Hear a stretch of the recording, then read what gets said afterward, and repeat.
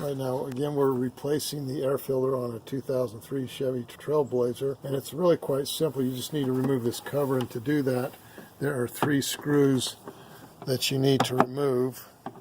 There's one here. You just need to, once you loosen it up, you can unscrew it by hand. And there's one down here. You can see it down there. Get your screwdriver down there.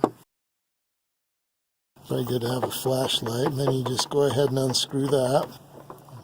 And there's one right here.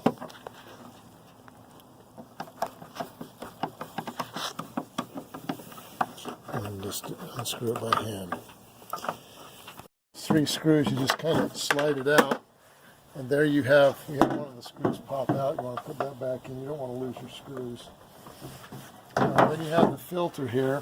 Just go ahead and pull it up, and then just slide it off, and there you have the old one. You can see it's quite dirty. Grab your new one.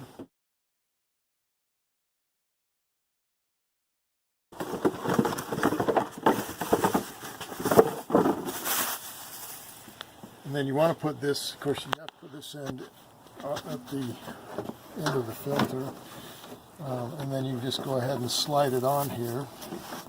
Get it on nice and snug, and then just compress it down so it snaps in. Okay, now you'll notice that there's a groove on here, and then you can see down here there's another groove. You're going to just slide that right in place, and it should stay there.